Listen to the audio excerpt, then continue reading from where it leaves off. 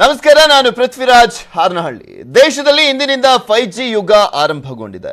ದೆಹಲಿಯಲ್ಲಿ ಪ್ರಧಾನಮಂತ್ರಿ ನರೇಂದ್ರ ಮೋದಿ 5G ಸೇವೆಗಳಿಗೆ ಚಾಲನೆಯನ್ನ ನೀಡಿದ್ದಾರೆ. ಮೊದಲ ಹಂತದಲ್ಲಿ 13 ನಗರಗಳಲ್ಲಿ 5G ಸೇವೆ ಶುರುವಾಗಲಿದೆ. ಕಾರ್ಯಕ್ರಮದಲ್ಲಿ RIL ಮುಖ್ಯಸ್ಥ ಮುಕೇಶ್ ಅಂಬಾನಿ ಭಾಗಿಯಾಗಿದ್ದಾರೆ. ರಿಲಯನ್ಸ್, ಜಿಯೋ ಸೇರಿದಂತೆ ಹಲವು ಕಂಪನಿಗಳಿಂದ 5G ಸೇವೆ ಶುರುವಾಗಲಿದೆ. ಕೆಲ ವರ್ಷದಲ್ಲಿ ದೇಶದಾದ್ಯಂತ 5G ಸೇವೆ ವಿಸ್ತರಣೆ ಆಗಲಿದೆ. आप स्क्रीन पर भी देख सकते हैं। माननीय प्रधानमंत्री जी नमस्ते। आपने क्या अनुभव किया जब सोलर सिस्टम की तरफ आप काम करना शुरू किया? तो हमने जैसे ही VR में देखा, हमें ऐसे लगा कि पूरा सोलर सिस्टम हमारे आंखों के सामने है। हमने सैटर्न के रिंग्स देखे और मंगल ग्रह पर तो हम उतर गए। बड़ा अच्छा अनुभव रहा। और जैसे ही हम पीछे तके तो सूर्य बिल्कुल हमारे सामने था। यह सब कुछ बिल्कुल रियल लग रहा था। इसके बाद हमने पिरामिड देखा। हमें बिल्कुल भी अनुभव नहीं था कि पिरामिड कैसा दिखता है। हमने किताबों में ही पढ़ा था, पर जैसे हमने VR के थ्रू से देखा तो हमें पता चला वो कितना बड़ा है। अच्छा, आपको ये लग रहा है कि अब जितना आपने सीखा है, कभी जिन बच्चों ने इसे देखा नहीं है और आपको बताया जाए कि आज आपको 15 मिनट दे रहे हैं, आप बाकी बच्चों को आज पढ़ाओ, आप टीचर बन जाओ, जो आपने देखा है उसको आप उस ढंग से समझा सकती हो? हाँ सर। आपको विश्वास है कि बच्चे, बाकी जो स्टूडेंट हैं, तुम्हारे कलीग्स हैं, वे इस बात को समझ लेंगे भाई ये तो इसको तो इतना सारा आता है, इतना सारा सीख लिया है? हाँ ऐसा आप सर। उनको विश्वास दिला सकती हो? हाँ सर। 5G ಸೇವೆಗೆ ಚಾಲನೆಯನ್ನ ನೀಡಾದ್ಮೇಲೆ ಪ್ರಧಾನಮಂತ್ರಿಗಳು ವಿದ್ಯಾರ್ಥಿಗಳ ಜೊತೆಗೆ ಮಾತನಾಡಿದ್ರು. ಅದಾದ್ಮೇಲೆ RIL ಮುಖ್ಯಸ್ಥರಾಗಿರುವಂತ ಮುಕೇಶ್ ಅಂಬಾನಿ ಅವರು ಕೂಡ ಮಾತನಾಡಿದ್ದಾರೆ. 5G ಸೇವೆಯಿಂದ ದೇಶದಲ್ಲಿ ಡಿಜಿಟಲ್ ಕ್ರಾಂತಿಯಾಗಿದೆ ಅಂತ RIL ಮುಖ್ಯಸ್ಥರಾಗಿರುವಂತ ಮುಕೇಶ್ ಅಂಬಾನಿ ಅವರು ಹೇಳಿದರು. 5G ಸೇವೆಯಿಂದ ಸ್ಕಿಲ್ ಡೆವಲಪ್ಮೆಂಟ್ಗೆ ಸಹಕಾರಿ, ಆರೋಗ್ಯ ಕ್ಷೇತ್ರಕ್ಕೆ ತುಂಬಾ ಸಹಕಾರಿ ಅಂತ ಹೇಳಿದ್ರು. Has shared an inspiring vision of making India a developed nation by 2047. Every policy and every action of the government is skillfully crafted to propel India towards that goal. The steps taken to fast-track India's march into the 5G era provide a compelling proof of our Prime Minister's determination. This is most heartening because 5G is much more than the next generation of connectivity technology. To my mind, it is a foundational technology that unlocks the full potential of other 21st century technologies like artificial intelligence, Internet of Things, robotics, blockchain, and metaverse. In fact, I think of 5G as an acronym for 5 goals that fundamentally can transform our nation. First, 5G and 5G enabled digital solutions can bring affordable and high quality education and skill development within the reach of common Indians. This will help young Indians realize their full potential by arming them with world-class capabilities and competencies so that they can earn more and make India globally competitive.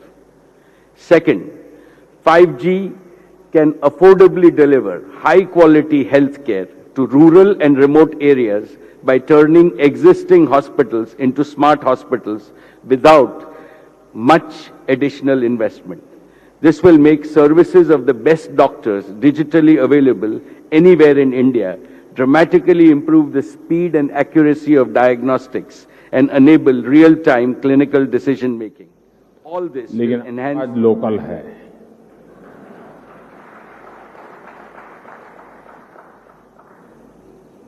इतना ही नहीं, आगाज भी local है.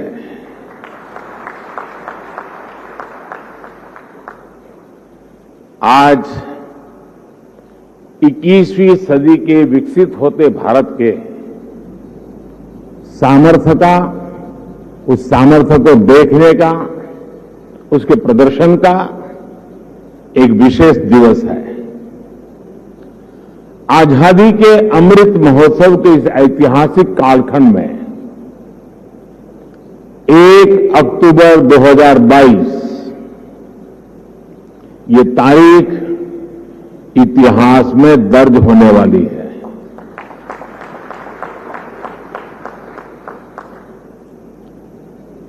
दूसरा, नवरात्रि का पर्व चल रहा है, शक्ति उपासना का पर्व होता है और 21वीं सदी की जो सबसे बड़ी शक्ति है, उस शक्ति को नई ऊंचाई पर ले जाने का आज भी आरंभ हो रहा है। आज देश की ओर से, देश की टेलीकॉम इंडस्ट्री की ओर से 130 करोड़ भारतवासियों को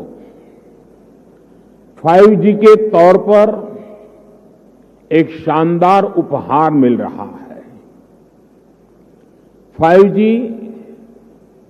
देश के द्वार पर नए दौर की दस्तक लेके आया है। 5G अवसरों के अनंत आकाश की शुरुआत है। वासी को इसके लिए बहुत बहुत बधाई देता हूं। साथियों, मैं गौरव से भरे इन क्षणों के साथ ही मुझे खुशी इस बात की भी है कि 5G की शुरुआत में ग्रामीण स्कूलों के बच्चे भी हमारे साथ सहभागी हैं, गांव भी सहभागी है, मजदूर गरीब भी सहभागी है। अभी मैं यूपी के ग्रामीण स्कूल की बेटी 5G होलोग्राम टेक्नोलॉजी के जरिए रूबरू हो रहा था। जब मैं 2012 के चुनाव में होलोग्राम लेकर के चुनाव प्रचार कर रहा था तो दुनिया के लिए अजूबा था। आज वो घर घर पहुंच रहा है। मैंने महसूस किया कि नई तकनीक उनके लिए किस तरह पढ़ाई के मायने बदलते जा रही है। इसी तरह गुजरात, महाराष्ट्र, ओडिशा के गांवों के सुदूर स्कूल तक 5G के जरिए बच्चे बड़े बड़े विशेषज्ञों के साथ क्लास में नई नई चीजें सीख रहे हैं। उनके साथ नए दौर की क्लास का हिस्सा बनना, ये वाकई बहुत रोमांचित करने वाला अनुभव है। साथियों, ಚನ್ನಪಟ್ಟಣದಲ್ಲಿ ಜೆಡಿಎಸ್ ವರ್ಸಸ್ ಬಿಜೆಪಿ ವಾಕ್ ಸಮರ ನಡೆದಿದೆ. ಗುದ್ದಲಿ ಪೂಜೆ ವಿಚಾರವಾಗಿ ಕಾರ್ಯಕರ್ತರ ನಡುವೆ ಗಲಾಟೆ ಆಗಿರುವಂತದ್ದು. ರಸ್ತೆ ಕಾಮಗಾರಿ ಗುದ್ದಲಿ ಪೂಜೆಗೆ ಎಚ್ಡಿಕೆಯನ್ನ ಕಡೆಗಣಿಸಲಾಗಿದೆ ಅನ್ನುವಂತ ಆರೋಪ ಚನ್ನಪಟ್ಟಣದಲ್ಲಿ. ಸಿಪಿ ಯೋಗೇಶ್ವರ್ ಅವರ ಜೊತೆಗಿರುವಂತ ಕಾರ್ಯಕರ್ತರು ಮತ್ತೆ ಜೆಡಿಎಸ್ನ ಕಾರ್ಯಕರ್ತರ ನಡುವೆ ಈ ಗಲಾಟೆ ಆಗಿದೆ. ಚನ್ನಪಟ್ಟಣ ರಾಂಪುರದಲ್ಲಿ ಜೆಡಿಎಸ್ ಪ್ರತಿಭಟನೆಯನ್ನ ಮಾಡಿದ್ದಾರೆ. 20ಕ್ಕೂ ಹೆಚ್ಚು ಜೆಡಿಎಸ್ ಕಾರ್ಯಕರ್ತರನ್ನ ವಶಕ್ಕೆ ಪಡೆಯಲಾಗಿದೆ. ಯೋಗೇಶ್ವರ್, ಅಶ್ವಥ್ ನಾರಾಯಣಗೆ ಧಿಕ್ಕಾರವನ್ನ ಕೂಗಲಾಗಿದೆ. ರಸ್ತೆ ಕಾಮಗಾರಿ ಗುದ್ದಲಿ ಪೂಜೆಗೆ ವಿರೋಧವನ್ನ ವ್ಯಕ್ತಪಡಿಸಲಾಗಿದೆ. ಬಿಜೆಪಿ ನಾಯಕರ ವಿರುದ್ಧ ಧಿಕ್ಕಾರ ಕೂಗಿ ಆಕ್ರೋಶವನ್ನ ವ್ಯಕ್ತಪಡಿಸಲಾಗಿದೆ. ಜೆಡಿಎಸ್ ಕಾರ್ಯಕರ್ತರನ್ನ ವಶಕ್ಕೆ ಪಡೆದಿದ್ದಾರೆ ಪೊಲೀಸರು. ಚನ್ನಪಟ್ಟಣದ ಬೈರಾಪಟ್ಟಣ ಗ್ರಾಮದಲ್ಲಿ ಲಾಠಿ ಚಾರ್ಜ್ ಕೂಡ ಆಗಿದೆ. ಪೊಲೀಸರ ಜೊತೆ ಜೆಡಿಎಸ್ ಕಾರ್ಯಕರ್ತರು ಜಗಳ ಆಡಿದ್ದಾರೆ. ಈ ಹಿನ್ನೆಲೆಯಲ್ಲಿ ಲಾಠಿ ಚಾರ್ಜ್ ಅನ್ನ ಮಾಡಿದ್ದಾರೆ ಪೊಲೀಸರು. ಯಾಕೆಂದ್ರೆ ಅಲ್ಲಿನ ಸ್ಥಳೀಯ ಶಾಸಕರು HD ಕುಮಾರಸ್ವಾಮಿ ಅವರು, ಚನ್ನಪಟ್ಟಣದ ಶಾಸಕರು, ಅವರನ್ನು ಬಿಟ್ಟು ಗುದ್ದಲಿ ಪೂಜೆಯನ್ನ ನೆರವೇರಿಸಲಾಗಿದೆ ಅಂತ ಈ ಆಕ್ರೋಶ ವ್ಯಕ್ತವಾಗಿದೆ. ಅಶ್ವಥ್ ನಾರಾಯಣ ಮತ್ತೆ ಸಿಪಿ ಯೋಗೇಶ್ವರ್ ವಿರುದ್ಧ ಈ ಆಕ್ರೋಶ ವ್ಯಕ್ತವಾಗಿರುವಂಥದ್ದು ಅದು ದೊಡ್ಡ ಮಟ್ಟದಲ್ಲೇ ಜಟಾಪಟಿಗೆ ಕಾರಣವಾಗಿದೆ. ಜೆಡಿಎಸ್ ವರ್ಸಸ್ ಬಿಜೆಪಿ ಕಾರ್ಯಕರ್ತರ ನಡುವೆ ಜಟಾಪಟಿ ನಡೆದಿರುವಂಥದ್ದು. ತದನಂತರ ಪೊಲೀಸರು ಲಾಠಿ ಚಾರ್ಜ್ ಅನ್ನ ಮಾಡಿದ್ದಾರೆ. ಪೊಲೀಸ್ ಭದ್ರತೆಯಲ್ಲಿ ಹೊರಟರು ಸಿಪಿ ಯೋಗೇಶ್ವರ್.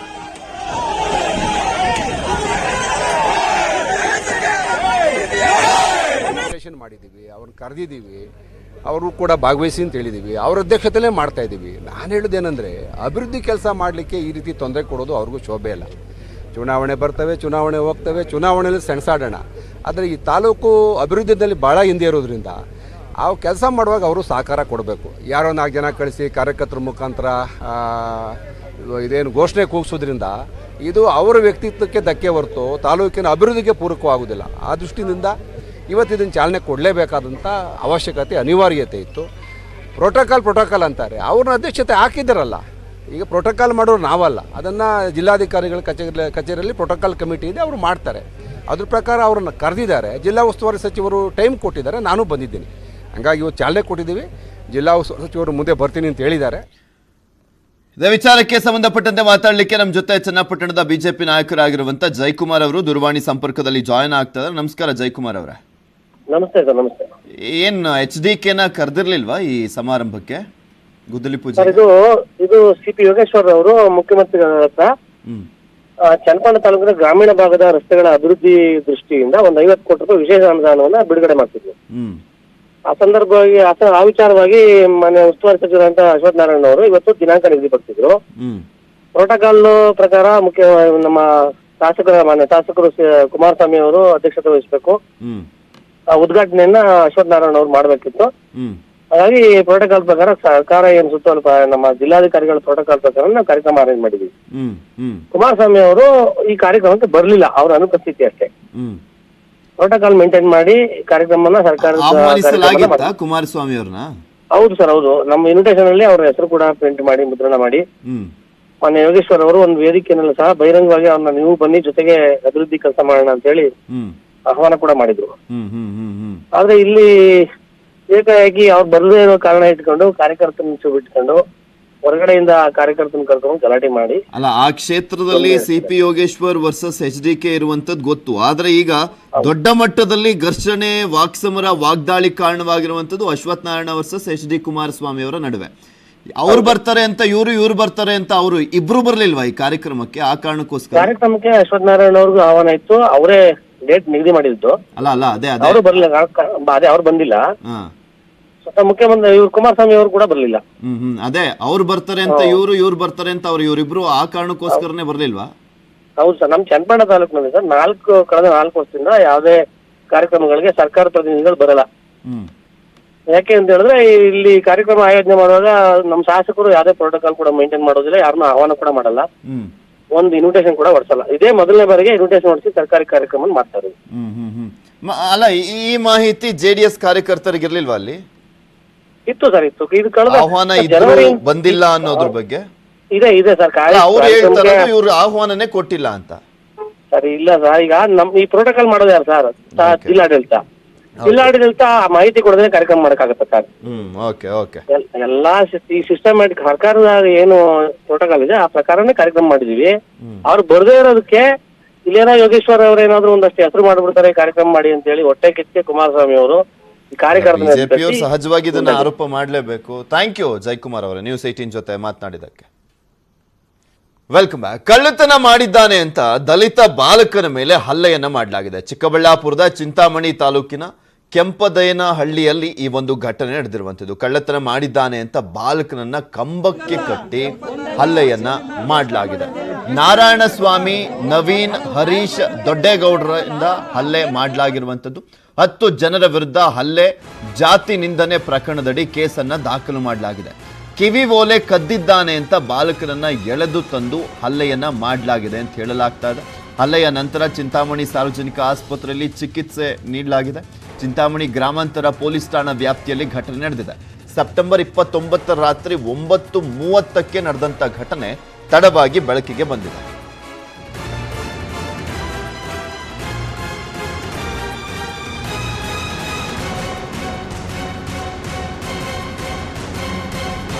ಕಳ್ಳತನ ಮಾಡಿದ್ದಾನೆ ಅಂತ ಥಳಿಸಲಾಗಿರುವಂಥದ್ದು. ಅದು ಕಿವಿ ಓಲೆ ಕದ್ದಿದ್ದಾನೆ ಅಂತ ಆರೋಪವನ್ನು ಮಾಡಿ ಕಂಬಕ್ಕೆ ಕಟ್ಟಿ ಹಲ್ಲೆಯನ್ನ ಮಾಡಲಾಗಿರುವಂಥದ್ದು. ಈಗ ಆಲ್ರೆಡಿ ಕೆಲವರನ್ನ ಬಂಧಿಸಲಾಗಿದೆ. ಇಲ್ಲಿ 10 ಜನರ ವಿರುದ್ಧ ಹಲ್ಲೆ ಮತ್ತೆ ಜಾತಿ ನಿಂದನೆ ಪ್ರಕರಣದಡಿ ಕೇಸ್ ದಾಖಲಾಗಿದೆ. ನನ್ನ ಮಗ ಕಳ್ತನ ಮಾಡಿದ್ದಾನೆ ಅಂತ, ಒಂದು ಓಲೆ ಕದ್ದಿದ್ದಾನೆ ಅಂತ ಮಗು ಹತ್ರ ಆಟ ಆಡೋ ಹೊತ್ನಾಗ ಆಟ ಆಡೋದು ಹೊತ್ನಾಗ ವಾಲೆ ಎತ್ಕೊಂಡ್ಬಿಟ್ಟವನೆ ನಿನ್ನ ಮಗ, ವಾಲೆ ಎತ್ಕೊಂಡಿದ್ದಾನೆ, ಇವನು ಬಿಡಬಾರ್ದು, ಇವ್ರ ಜಾತಿನ ಇರಬಾರ್ದು ಊರೊಳಗ. ಯಾವ ಜಾತಿ ಅಂತ ಹೇಳ್ಬೋದು? ಒಲೆ ಜಾತಿ ಇರಬಾರ್ದು, ಒಲೆ ಜಾತಿ ಊರಾಗ. ಇವ್ರನ್ನ ಮನೆ ಬಿಡಿಸ್ಬೇಕು, ಊರು ಬಿಡಿಸ್ಬೇಕು, ಇಲ್ಲಾಂದ್ರೆ ಇವ್ರು ಬಿಡಿಲ್ಲ ಅಂತ ಅವ್ನ ಮಗನ ಕರ್ಕೊಂಡು ಹೊರಟೋಗ್ಬೇಕು, ಇಲ್ಲ ಅಂತ ಮನೆ ದೂರ ಇವ್ರನ್ನ ಸಾಯಿಸಾಕ್ಬೇಕು. ಯಾರೇನು ಮಾಡೋಕ್ಕಾಗಲ್ಲ ನಮ್ಮನ್ನ ಅಂತೇಳಿ ಚಪ್ಪಲಿನಲ್ಲಿ ಹಾಕಿ ಚೆಂದಾಗಿ ಇಟ್ಕೊಂಡು ಹೊಡೆದಿದ್ದಾರೆ ಸರ್. ನನ್ನ ಮಗನ ಎತ್ತಾಕೊಂಡು ಡೇರೆ ಹತ್ರ ಹೋಗಿ ಕಟ್ಟಾಕಿದ್ದಾರೆ ಸರ್. ನನ್ನ ಮಗ ಕಳ್ತನ ಮಾಡಿದ್ದಾನೆ ಅಂತ, ಒಂದು ಓಲೆ ಕದ್ದಿದ್ದಾನೆ ಅಂತ. ಈ ವಿಚಾರಕ್ಕೆ ಸಂಬಂಧಪಟ್ಟಂತೆ ಮಾತಾಡ್ಲಿಕ್ಕೆ ನಮ್ಮ ಜೊತೆ ರಾಜೇಂದ್ರ ಬಾಬು ಅವರು ಅಂಬೇಡ್ಕರ್ ಸೇನೆ ದೂರವಾಣಿ ಸಂಪರ್ಕದಲ್ಲಿ ಜಾಯ್ನ್ ಆಗ್ತಾರೆ. ನಮಸ್ಕಾರ ರಾಜೇಂದ್ರ ಬಾಬು ಅವರೇ, ಏನ್ ಮಾಹಿತಿ ಇದೆ ಈ ಪ್ರಕರಣಕ್ಕೆ ಸಂಬಂಧಪಟ್ಟಂತೆ ನಿಮ್ಗೆ? ಸರ್, ಏನೋ ಹುಡುಗರು ಆಟ ಆಡುತ್ತಿದ್ದಾಗ 4 ಜನ ಹುಡುಗರು ಒಂದತ್ರನೇ ಇದ್ರಂತೆ ಸರ್. ಅವರು ಆ ಮಗುದೊಂದು ವಾಲೆ ಕಳೆದೋಗ್ಬಿಟ್ಟಿದೆ ಅನ್ನೋ ಒಂದು ಕಾರಣದಿಂದ ಈ ಹುಡುಗನ್ನ ಕರ್ಕೊಂಡು ರಾಜ್ಯ ಮನೆಯಲ್ಲಿ ಎಲ್ಲ ಊರಲ್ಲಿ ಲೈಟ್ ಕಂಬಕ್ಕೆ ಕಟ್ಟಿಬಿಟ್ಟು ಇಟ್ಕೊಂಡು ಹೊಡೆದಿರತಕ್ಕಂಥದ್ದು ಮಾಹಿತಿ ಬಂದಿದೆ. ನೀವು ಆ ಊರ ಅವ್ರನ್ನ? ಅಲ್ಲ ಸರ್, ನಾವು ಚಿಂತಾಮಣಿ ಟೌನ್ ಅವ್ರು ಸರ್. ನಾವು ಚಿಂತಾಮಣಿ ಟೌನ್ ಅವರ? ಆ ಊರಲ್ಲಿ ಏನಾದ್ರು ಜಾತಿ ಸಂಘರ್ಷ ಅನ್ನೋದಿದೆಯಾ? ಇದೆ ಸರ್, ಅಲ್ಲಿ ಇದೆ ಸರ್. ಯಾಕಂದ್ರೆ ಅವರು ಏನದಕ್ಕೂ ನಮ್ಮ ದಲಿತರನ್ನ ಪ್ರತಿಯೊಂದದಲ್ಲೂ ತೊಂದರೆಗಳು ಮಾಡ್ತಾನೆ ಇದ್ರಂತೆ. ಪದೇ ಪದೇ ಇವ್ರು ಕಳ್ತನ ಮಾಡ್ತಾರೆ. ಆ ಹುಡುಗನ್ಗೆ ತುಂಬಾ ಈಜು ಹೊಡಿಯಕ್ ಹೋದಾಗ ಬಾವಿಯಲ್ಲಿ ಎತ್ತು ಸರಿ ಯಾವತ್ತೋ ಒಂದಿನ ಬಾವಿಯಲ್ಲಿ ಹಾಕಿದ್ರಂತೆ. ಆ ಹುಡುಗನೇ ಮಾಹಿತಿ ಕೊಟ್ಟಿದ್ದಾನೆ ಸರ್ ನಮ್ಗೆ. ಆ ಹುಡುಗ ಸರ್. ಓಕೆ. ಆ ಊರಲ್ಲಿ ಈ ವಿಚಾರಕ್ಕೆ ಏನಾದ್ರು ಹಿಂದೆ ಗಲಾಟೆ ಆಗಿದ್ದಿದ್ಯಾ ಸರ್? ಗಲಾಟೆ ಕಂಪಲ್ಸರಿ ನಮ್ ದಲಿತರ ಮೇಲೆ ಆಗ್ತಾನೆ ಇರುತ್ತಲ್ಲ ಸರ್. ಅಲ್ಲ ಆ ಊರಿಂದ ಏನಿಲ್ಲ ಸರ್, ಅವ್ರ ಮೇಲೆ ಸಣ್ಣ ಪುಟ್ಟ ಗಲಾಟೆಗಳು ಆಗ್ತಾನೆ ಇತ್ತಂತೆ ಸರ್. ಎಲ್ಲ ಯಾಕೆಂದ್ರೆ ಕೆಲವೊಂದು ಸಲಿ ಈ ರೀತಿಯಾದಂತ ಘಟನೆ ಆದಂತ ಸಂದರ್ಭದಲ್ಲಿ ತಿರ್ಚುವಂತ ಕೆಲಸಗಳು ಕೂಡ ಆಗ್ತವೆ, ಅದಕ್ಕೋಸ್ಕರ ಕೇಳಿ. ಹೌದು ಸರ್, ಹೌದು. ಆ ರೀತಿಯಾಗಿ ಏನಾಗಿಲ್ಲ ಇಲ್ಲಿ, ಬೇಕು ಅಂತಾನೆ ಟಾರ್ಗೆಟ್ ಮಾಡಿ ಈ ರೀತಿಯಾಗಿ ಅಂದ್ರೆ ಗಲಾಟೆ ಆಗಿದೆ ಅಂತ ಹೇಳ್ತಾ ಇದ್ದೀರಾ? ಹೌದು ಸರ್, ಹೌದು ಸರ್. ಆ ಕಿವಿ ಓಲೆ ಏನಾದ್ರು ಕಳ್ದೋಗಿದ್ ನಿಜ ಅಂತ? ಹೌದು ಸರ್, ನಿಜ ಅಂತಾನೆ ಅಂತ ಸರ್. ನಿಜನ ಪಕ್ಕದ ಅವರು ಸಂಬಂಧಿಕರಂತ ಒಬ್ಬ ಹುಡುಗ ಈ ಹುಡುಗನ್ಗೆ ಕೊಟ್ಟಿರೋದು ಸರ್. ಈ ಹುಡುಗ ತಗೊಂಡಿಲ್ಲ, ತಗೊಂಡು ಅವ್ರ ಮನೆಯಲ್ಲೇ ಅವರೇ ತಗೊಂಡಿದ್ದಾರೆ ಸರ್. ಅದು ಈ ಹುಡುಗ ಮುಟ್ಟಿದ್ದಾನೆ ಅಂತ ಬಿಟ್ಟು ಇವನ್ ಮೇಲೆ ಆರೋಪ ಮಾಡಿ ಏನೋ ಕತ್ತು ಚೈನು ಮತ್ತೆ ಫಸ್ಟ್ ಸರಿ ವಾಲೆ ಅಂತ ಹೇಳಿದ್ರು. ಈಗ ಕಂಪ್ಲೇಂಟ್ ಅವರು ಒಂದು ಕಂಪ್ಲೇಂಟ್ ಕೊಟ್ಟಿದ್ದಾರೆ ಸರ್. ಇವಾಗ ಚೈನು ಮತ್ತೆ ವಾಲೆ 2 ಕದ್ದಿದ್ದಾನೆ ಅಂತ ಹೇಳ್ಬಿಟ್ಟು ಅವರು ಸರ್. ಏನಿಲ್ಲ ಸರ್, 150 ಮನೆ ಸರ್, ಹಳ್ಳಿನೇ sir. Okay, thank you Rajendra Babu ಅವರು ನ್ಯೂಸ್ 18 ಜೊತೆ ಮಾತನಾಡಿದ್ದಕ್ಕೆ. Welcome back. ರಾಯಚೂರು ಜಿಲ್ಲೆಯಲ್ಲಿ ವಿವಿಧೆಡೆ ಭಾರಿ ಮಳೆ ಆಗ್ತಾ ಇದೆ. ಮಸ್ಕಿ ತಾಲೂಕಿನ ಬಳಗನೂರ ಗ್ರಾಮದಲ್ಲಿ ನಿರಂತರ ಮಳೆಗೆ ಮನೆ ಕುಸಿದು ವೃದ್ಧ ಸಾವನ್ನಪ್ಪಿದ್ದಾನೆ. ಬಳಗನೂರ ಪೊಲೀಸರು ಭೇಟಿಯನ್ನು ನೀಡಿದ್ದು ಪರಿಶೀಲನೆಯನ್ನು ನಡೆಸಿದರು. ರಾಯಚೂರು ಜಿಲ್ಲೆಯ ಯರಗೇರ ಸುತ್ತಮುತ್ತಲಿನ ಗ್ರಾಮದ ರೈತರು ಮಳೆಗೆ ನಲುಗಿ ಹೋಗಿದ್ದಾರೆ. ಗುಜ್ಜಳ್ಳಿ ಗ್ರಾಮದ ಕೆರೆ ಭರ್ತಿಯಾಗಿದ್ದು ರೈತರ ಜಮೀನಿನಲ್ಲಿ ಹಳ್ಳದಂತೆ ನೀರು ಹರಿದು ಹೋಗ್ತಾ ಇದೆ.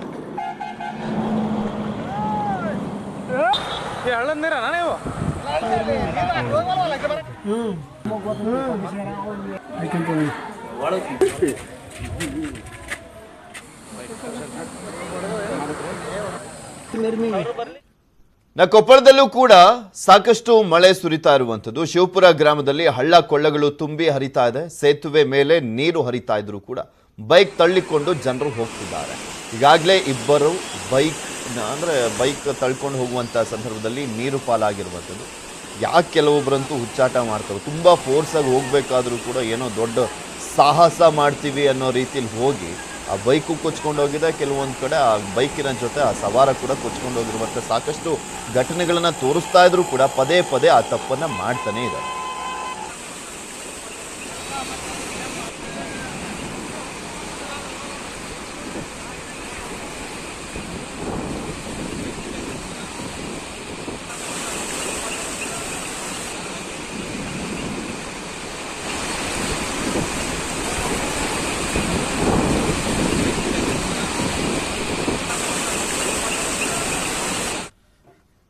ಶಿವಮೊಗ್ಗದಲ್ಲಿ ಸೂಕ್ತ ನಿರ್ವಹಣೆ ಇಲ್ಲದಕ್ಕೆ ಅವಾಂತರ ಸೃಷ್ಟಿಯಾಗಿದೆ. ಶರಾವತಿ ನೀರಿನಲ್ಲಿ ಮುಳುಗಿರುವಂಥದ್ದು ಲಾಂಚ್. ಶಿಗ್ಗಲು ಕರೂರು ಲಾಂಚ್ನಲ್ಲಿ ಮುಳುಗಡೆ ಆಗಿದೆ. ಚನ್ನಗೊಂಡ ಗ್ರಾಮ ಪಂಚಾಯಿತಿ ವ್ಯಾಪ್ತಿಯಲ್ಲಿ ಒಂದು ಘಟನೆ ನಡೆದಿರುವಂಥದ್ದು. ಲಾಂಚ್ ನೀರಿನಲ್ಲಿ ಮುಳುಗಿದ್ದಕ್ಕೆ ಪ್ರಯಾಣಿಕರು ಪರದಾಟವನ್ನ ಮಾಡಿದ್ದಾರೆ. ಜನರ ಅನುಕೂಲಕ್ಕೆ ಆರಂಭವಾಗಿದ್ದಂಥ ಲಾಂಚ್ ಸೇವೆ ಇದು. ನಿಮಗೆ ತೋರಿಸ್ತಾ ಇದ್ದೀವಿ, ದೃಶ್ಯಾವಳಿಗಳಲ್ಲಿ ನೋಡ್ತಾ ಇದ್ದೀರಾ ಯಾವ ರೀತಿಯಾಗಿ ಮುಳುಗಡೆ ಆಗಿದೆ ಅಂತ. ಸರಿಯಾದಂಥ ನಿರ್ವಹಣೆ ಇಲ್ಲದ್ದೇ ಇದಕ್ಕೆ ಕಾರಣ ಅಂತ ಅಲ್ಲಿನ ಜನ ಆಕ್ರೋಶವನ್ನು ವ್ಯಕ್ತಪಡಿಸಿದ್ದಾರೆ.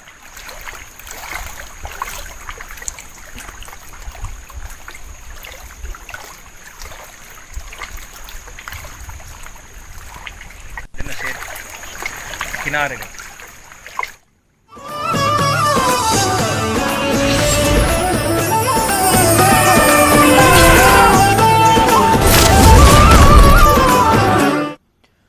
ವಿಶ್ವವಿಖ್ಯಾತ ಮೈಸೂರು ದಸರಾ ರಂಗೇರ್ತಾ ಇದೆ. ವಿಂಟೇಜ್ ಕಾರ್ ಶೋ ಮತ್ತು ರ್ಯಾಲಿ ಎಲ್ಲರ ಗಮನವನ್ನ ಸೆಳೀತಾ ಇದೆ. ಉದ್ಯಮಿ ಗೋಪಿನಾಥ್ ಶೆಣೈ ಆಯೋಜಿಸಿರುವಂತಹ ವಿಂಟೇಜ್ ಕಾರ್ ಶೋಗೆ ಸಚಿವ ಎಸ್ ಟಿ ಸೋಮಶೇಖರ್ ಚಾಲನೆಯನ್ನು ನೀಡಿ ವಿಂಟೇಜ್ ಬೆನ್ಸ್ ಕಾರ್ನಲ್ಲಿ ರೌಂಡ್ಸ್ ಹೊಡೆದರು.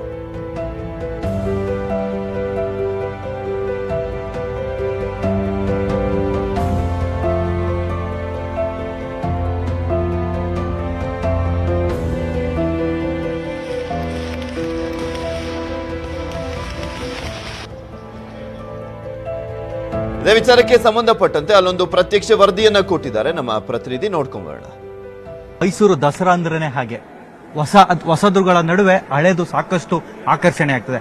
ಅದೇ ನಿಟ್ಟಿನಲ್ಲಿ ಮೈಸೂರಿನ ಒಂದು ಈ ಬಾರಿ ದಸರಾದಲ್ಲಿ ಸಾಕಷ್ಟು ಆಕರ್ಷಣೆ ಆಗಿರುವಂತದ್ದು ಈ ರೀತಿಯ ಹಳೆಯ ಕಾರ್ಗಳು. ಅಂದ್ರೆ ಮೈಸೂರಿನಲ್ಲಿ ಪ್ರತಿ ವರ್ಷ ವಿಂಟೇಜ್ ಕಾರ್ ಕಲೆಕ್ಷನ್ ನ ಒಂದು ಪ್ರದರ್ಶನವನ್ನ ಮಾಡಲಾಗುತ್ತೆ. ಆದರೆ ಈ ಬಾರಿ ಒಂದು ವಿಂಟೇಜ್ ಕಾರ್ ಕಲೆಕ್ಷನ್ ಒಬ್ಬ ಮೈಸೂರಿನ ವ್ಯಕ್ತಿಯಿಂದನೇ ಮಾಡಿರುವಂತದ್ದು ಈ ಬಾರಿ ವಿಶೇಷವಾಗಿರುವಂತದ್ದು. ಈ ಬಾರಿ ದಸರಾದಲ್ಲಿ ಈ ವಿಂಟೇಜ್ ಕಾರ್ಗಳು ಸಾಕಷ್ಟು ಆಕರ್ಷಣೆಯ ಕೇಂದ್ರವಾಗುತ್ತೆ ಅಂತ ಹೇಳಿದ್ರೆ ತಪ್ಪಾಗಲ್ಲ. ಯಾಕೆಂದ್ರೆ ಮೈಸೂರಿನ ಪ್ರಖ್ಯಾತ ಉದ್ಯಮಿ ಏನಿದ್ದಾರೆ ಅವರು ಈ ಒಂದು ವಿಂಟೇಜ್ ಕಾರ್ ಕಲೆಕ್ಷನ್ ಅನ್ನ ಮಾಡಿರುವಂತದ್ದು ತಮ್ಮ ಸ್ವಂತ ದುಡ್ಡಿನಲ್ಲಿ ಈ ರೀತಿಯಾದಂತಹ ಒಂದು ವಿಂಟೇಜ್ ಕಾರ್ಗಳನ್ನ ಮಾಡಿ ಈಗ ಪ್ರದರ್ಶನಕ್ಕೆ ಇಟ್ಟಿದ್ದಾರೆ. ಹವ್ಯಾಸವಾಗಿ ಶುರುವಾದಂತಹ ಈ ಕಾರ್ ಕಲೆಕ್ಷನ್ ಈಗ ಸುಮಾರು 43 ಕಾರ್ಗಳಿಗೆ ಒಂದು ಏರಿಕೆ ಆಗಿರುವಂತದ್ದು. ನೋಡ್ತಾ ಇರಬಹುದು, ವಿಲ್ಲಿಸ್ ಜೀಪ್ ಏನಿದೆ, ಸಾಕಷ್ಟು US ಮಿಲಿಟರಿ ಯೂಸ್ ಮಾಡ್ತಿದ್ದಂತಹ ಒಂದು ವಿಲ್ಲಿಸ್ ಜೀಪ್ ಅನ್ನ ಇಲ್ಲಿ ಬಳಕೆಯನ್ನ ತಂದು ನಿಲ್ಲಿಸಿಕೊಂಡಿರುವಂತದ್ದು ಇಲ್ಲಿ ಗಮನಿಸ್ತಾ ಇದ್ದೀವಿ. ವಿತ್ ಈಗ MOC ಅಂದ್ರೆ ಕರ್ನಾಟಕ ರಾಜ್ಯದ ಒಂದು ರಿಜಿಸ್ಟ್ರೇಷನ್ ಅಲ್ಲೇ ಈ ಒಂದು ಕಾರ್ ಇರುವಂತದ್ದು. ಜೊತೆಗೆ ಆರ್ಟಿನ್ ಮಾಸ್ಟಿನ್ ಒಂದು ಕಾರ್ ಕೂಡ ಇದೆ.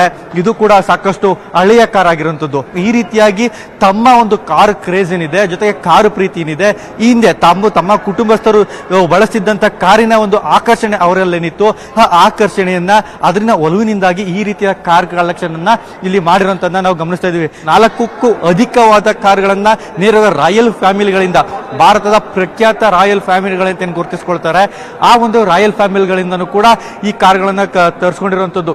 ದಸರಾದ ಮೆರವಣಿಗೆಯಲ್ಲೂ ಸಹ ಈ ಒಂದು ಕಾರು ರಸ್ತೆಯಲ್ಲಿ ಸಂಚಾರನ ಮಾಡುತ್ತೆ. ಜಂಬೂ ಸವಾರಿಯ ಮೆರವಣಿಗೆಯಲ್ಲಿ ಈ ಕಾರುಗಳು, ಎಲ್ಲಾ ಕಾರುಗಳು ಸಹ ರಸ್ತೆಯಲ್ಲಿ ಸಂಚಾರವನ್ನ ಮಾಡಿ ತಮ್ಮ ಗತಕಾಲದ ದಿನಗಳನ್ನ ಸಾರ್ವಜನಿಕರಿಗೆ ಮೆಲುಕು ಹಾಕುವಂತ ಕೆಲಸವನ್ನ ಮಾಡುತ್ತೆ.